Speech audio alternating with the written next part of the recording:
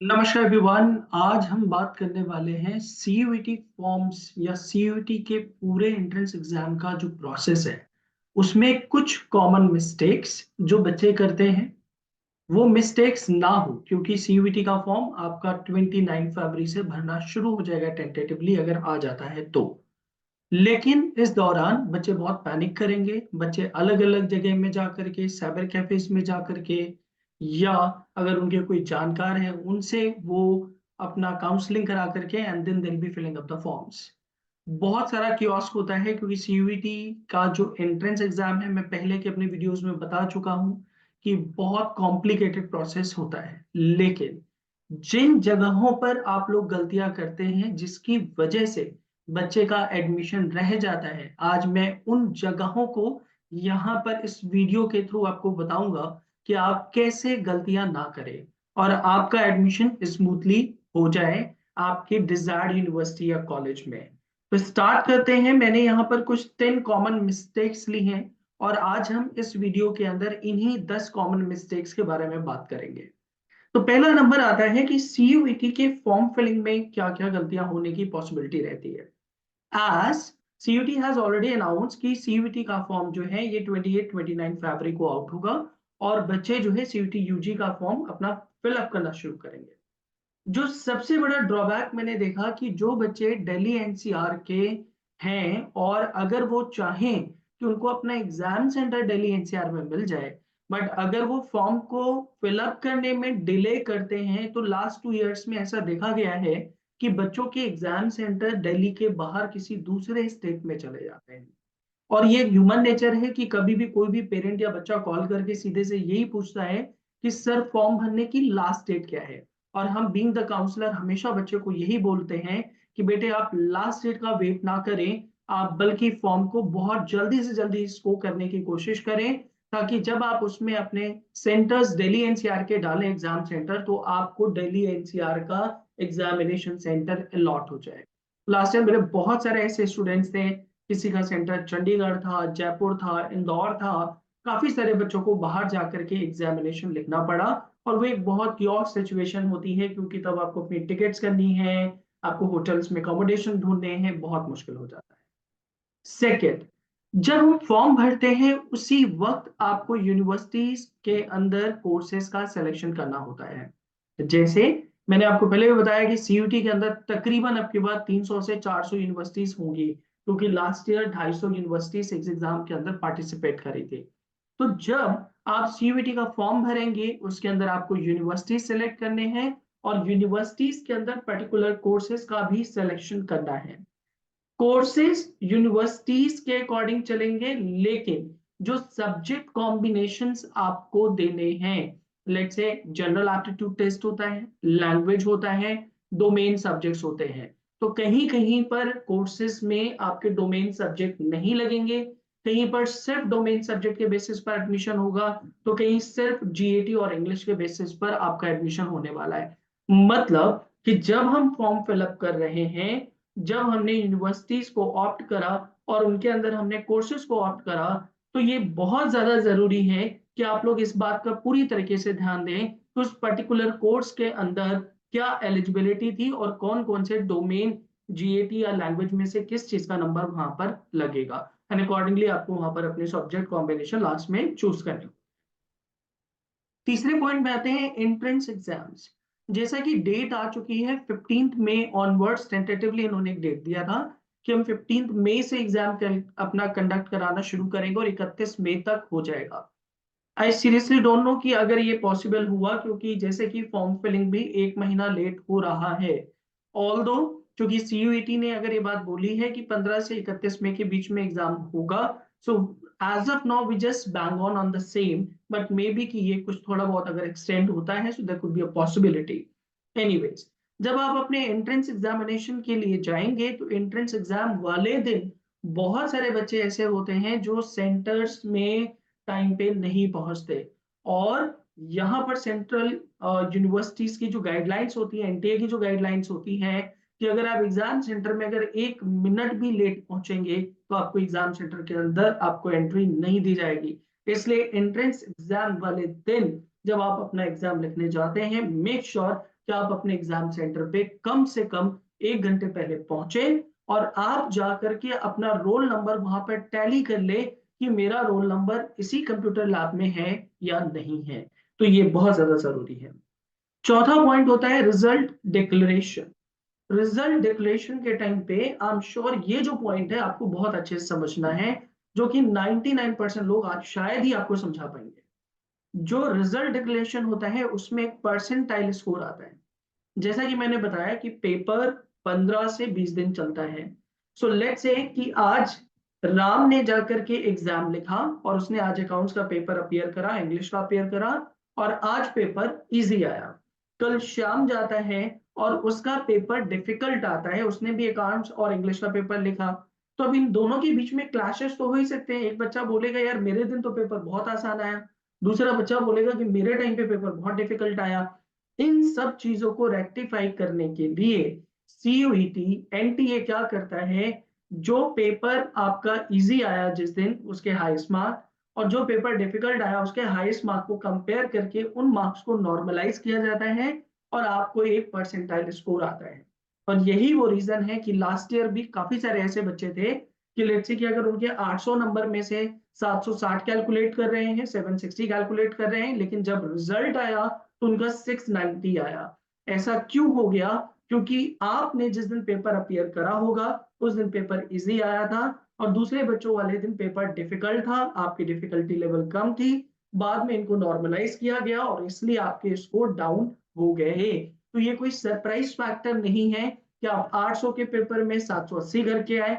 आपका अपना जब आप चेक करते हैं आंसर कि आपको लगता है मेरा 760 आ रहा है, लेकिन अगर दूसरे दिन पेपर डिफिकल्ट आया था तो आपका स्कोर नॉर्मलाइज करके परसेंटाइल स्कोर आपका निकाला जाएगा। फिर होता है कि एक बार जब आपका रिजल्ट आ गया उसके बाद यूनिवर्सिटीज के पोर्टल में अलग अलग रजिस्ट्रेशन करना होता है। For an example Delhi university का रजिस्ट्रेशन सीएसएस करके अलग से होगा, बीएचयू की काउंसलिंग अलग होगी, आईपी यूनिवर्सिटी की काउंसलिंग अलग होगी, बीएसयू की काउंसलिंग अलग होगी, जामिया की काउंसलिंग अलग होगी। जिन जिन यूनिवर्सिटीज के अंदर जो जो कोर्सेज आपने अप्लाई करे, अगर आपकी उसमें एलिजिबिलिटी बनती, स्कोर बनता है, तो आपको सेपरेटली उन यूनिवर्सिटीज के काउंसलिंग अलग अलग रजिस्ट्रेशन करने पड़ेंगे। ऐसा बिल्कुल भी नहीं है कि आप डीयू की काउंसलिंग का रजिस्ट्रेशन करके बीएचयू में एडमिशन ले लो या वाइस वर्सा। आपको हर एक यूनिवर्सिटी का अलग अलग रजिस्ट्रेशन करना होता है और अगर आपने रजिस्ट्रेशन नहीं करा तो उस पर्टिकुलर यूनिवर्सिटी के अंदर आपका एडमिशन के चांसेस नहीं बनेंगे। 6 पॉइंट आता है choice filling and choice locking. जब आपने अलग अलग यूनिवर्सिटीज के अंदर आपने कोर्सेज के सिलेक्शन करे, आपने अलग अलग यूनिवर्सिटीज के अंदर एंट्रेंस एग्जाम का रिजल्ट आने के बाद आपने काउंसलिंग के लिए आपने रजिस्ट्रेशन करा, तो वहां पर आपको अपनी चॉइस फिलिंग करनी होती है, अपनी प्रेफरेंसेस डालनी होती है। फॉर एन एग्जाम्पल कि आपने डीयू की काउंसलिंग के लिए रजिस्ट्रेशन करा और डीयू की काउंसलिंग की रजिस्ट्रेशन में आप अपनी पहली चॉइस डालते हैं। आप एक कॉमर्स स्ट्रीम स्टूडेंट है, आप अपनी पहली चॉइस डालते हैं बीकॉम ऑनर्स फ्रॉम शहीद सुखदेव कॉलेज। आप अपनी बीकॉम ऑनर्स फ्रॉम एसआरसीसी। दूसरी आप अपनी चॉइस डालते हैं बीएफआईए फ्रॉम शहीद सुखदेव कॉलेज। ऐसे करके आप बहुत सारी चॉइसेस डाल सकते हैं। ध्यान इस बात का रखना है कि सिस्टम आपको क्या बोलता है कि आप अपनी सीट को बाद में अपग्रेड करा सकते हैं। तो गलती से भी कोई ऐसा ऑप्शन चॉइस फिलिंग के टाइम पे ना डाले कि जो आसान हो, यानी जो आपको इजीली मिल जाए। राइट, आपको एक सिस्टमैटिक ऑर्डर पे आपको अपनी चॉइसेस डालनी होती हैं। आप 200 300 500 जितनी भी चॉइसेस है आप वहां पर डाल सकते हैं, प्रेफरेंसेस वहां पर डाल सकते हैं।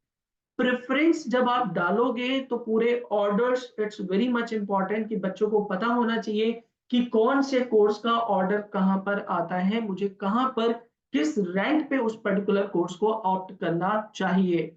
क्योंकि बच्चे सबसे बड़ी गड़बड़ी यहीं पर करते हैं, एंट्रेंस एग्जाम लिखते हैं, इतना पैसा खर्चा करते हैं, कोचिंग जाते हैं, अपना टाइम लगाते हैं, लेकिन जब काउंसलिंग का टाइम आता है तो बच्चे बहुत बुरी तरीके से फंसते हैं क्योंकि बच्चों को कोई वहां पर गाइड करने वाला नहीं होता।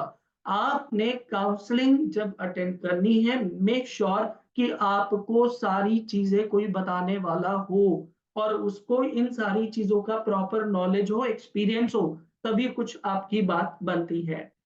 7th पॉइंट आता है वेरियस राउंड्स ऑफ काउंसलिंग होते हैं, like first round, second round, third round, ऐसे करके काफी सारे राउंड्स होते हैं। उसके बाद जब सीटें रह जाती हैं, पूरी नहीं भरती, तो स्पॉट राउंड्स होते हैं। डीयू के अंदर अगर आपने काउंसलिंग के लिए अपीयर करा, आपको मान लीजिए कि आपने 150 चॉइसेस डाली और आपको जो है वो 60वें नंबर का 60th रैंक का आपको कोई कॉलेज कोर्स अलॉट हुआ, तो अब आपको उसको एक्सेप्ट करना है और एक्सेप्ट करके पेमेंट करनी है, क्योंकि जब तक आप उसको एक्सेप्ट नहीं करेंगे और पेमेंट नहीं करेंगे, आपके पास अपग्रेड का ऑप्शन नहीं आएगा। अब बच्चा क्या करता है कि वो एक्सेप्ट भी नहीं करता और उसको लगता है कि मैं ऑटोमेटिकली ऊपर सेकेंड राउंड में चला जाऊंगा। अगर आपको first round, second round, third round, किसी भी राउंड में आपको कॉलेज अलॉट होता है और कोई भी कोर्स अलॉट होता है और आपने अगर उसको एक्सेप्ट नहीं करा, कॉलेज की पेमेंट नहीं करी, तो आप फर्दर राउंड्स में नहीं जा पाएंगे। इस चीज को क्लैरिटी रखिए, ये डीयू का सिस्टम है। जबकि अगर आप आईपी यूनिवर्सिटी में जाएंगे, तो अगर आपको जब तक किसी राउंड में कॉलेज अलॉट नहीं होता, तब तक आपको भी उनकी कॉलेज की पेमेंट करनी नहीं पड़ती। तो अलग अलग यूनिवर्सिटीज में काउंसलिंग का सिस्टम अलग तरीके से चलता है, और बच्चा जितनी तैयारी भी करके जाए, at the end of the day it is all about patience, it is all about calculated risk, it is all about your awareness, information। आपको कोई गाइड करने वाला होगा तो ही ये बातें आपको समझ में आएंगी। Although I am just trying कि मैं अपने इस वीडियो के थ्रू आपको पूरी तरीके से यहाँ पर बता पाऊँ कि कहाँ पर आपका एडमिशन जाके निकल सकता है।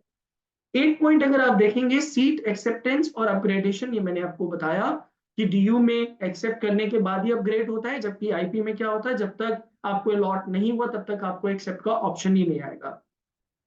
फिर एक फाइनल सीट अलॉटमेंट होती है कि लेट्स से कि अगर आपने अपग्रेड करा, आपको एक फाइनल सीट अलॉटमेंट हुआ, आपको चॉइस पसंद है, तो वो आपको चॉइस आपकी लॉक हो जाएगी। कॉलेज के अंदर आपने पेमेंट करा होगा, आप जो फर्दर होंगे, आप डॉक्यूमेंट्स वेरिफिकेशन के लिए जाएंगे और आपको प्रॉपर कॉलेज मिलेगा। बच्चों, मैं इसलिए वीडियो बिल्कुल भी नहीं बना रहा हूं ताकि आपको मैं अभी ये चीज बोलूं कि बहुत कॉम्प्लेक्स है, बट हाँ, जितनी ज्यादा अवेयरनेस आप लेकर के जाएंगे सीयूटी एग्जाम में, उतना ही आपके बेनिफिट के लिए होगा।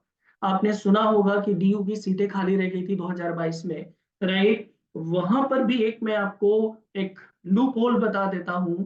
जब लास्ट ईयर डीयू ने अपना स्पॉट राउंड काउंसलिंग करी, तो वहां पर उन्होंने बच्चों को बोला कि आप स्पॉट राउंड में केवल एक कोर्स और एक ही कॉलेज डाल सकते हो। मतलब कि लेट्स से अगर आपने बीकॉम ऑनर्स स्पॉट राउंड में जाकर के ऑप्ट करना है और आप डालते हैं BCom honours from, let's say आपने डाला BCom honours from Hindu, the Hindu college, right?